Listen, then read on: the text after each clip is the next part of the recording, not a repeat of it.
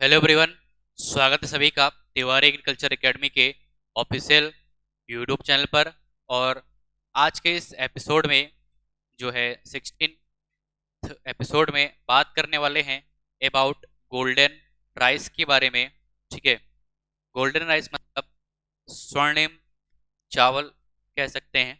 ठीक है, सोने वाला धान, जो है धान कैसे, आइए बात करते हैं। और ये एपिसोड जो है यूपीएलटी ग्रेड, एग्रीकल्चर सुपरवाइजर, एजीटीए और सभी जो है एग्रीकल्चर के कॉम्पिटिटिव एग्जाम के लिए इंपॉर्टेंट है। तो एक क्वेश्चन तो जरूर पूछा जाता है, फादर ऑफ गोल्डन राइस किसे बोलते हैं। तो सबसे पहले जो है, जैसे एक दिन मैंने आपको बीटी कॉटन के बारे में बताया था।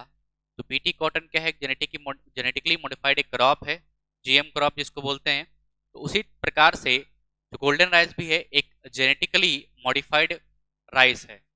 ठीक है, यह आनुवांशिक रूप से संशोधित जीएम चावल है, या इसको हम जो है राइस कहते हैं।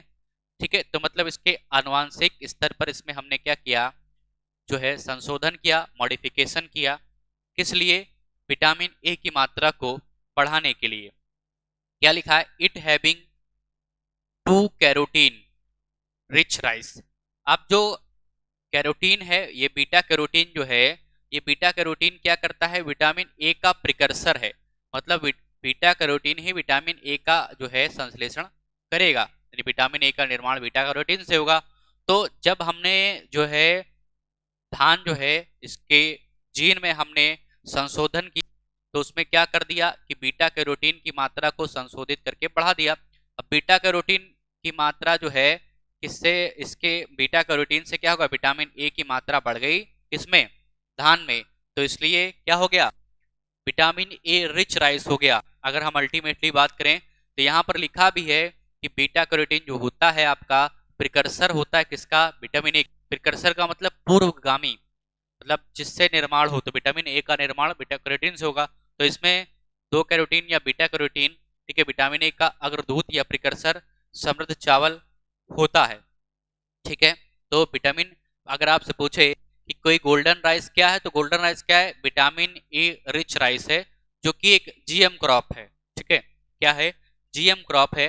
आगे क्या लिखा है, it was engineered from a normal rice, मतलब एक साधारण जो धान था उसको कन्वर्ट किया गया। ठीक है, जेनेटिक इंजीनियरिंग की सहायता से बीटा कैरोटीन की मात्रा बढ़ाई गई, मतलब विटामिन ए की मात्रा बढ़ाई गई, इसको हमने जीएम राइस कहा गया। बाय इनटिकस, ये पूछा जाता है, फादर ऑफ गोल्डन राइस भी इनको बोलते हैं, Ingo Potrykus and Peter Beyer in 1990s to prevent vitamin A deficiency in human. तो पहले क्या था, जो अपने पास नॉर्मल चावल होता था उसमें विटामिन ए की कमी पाई जाती थी। तो विटामिन ए की कमी होती थी, मतलब बीटा कैरोटीन नहीं था। बीटा कैरोटीन था, मतलब ऐसा नहीं था ही नहीं, मतलब था लेकिन कम था। फिर क्या हुआ कि लोगों में विटामिन ए की कमी होने लगी।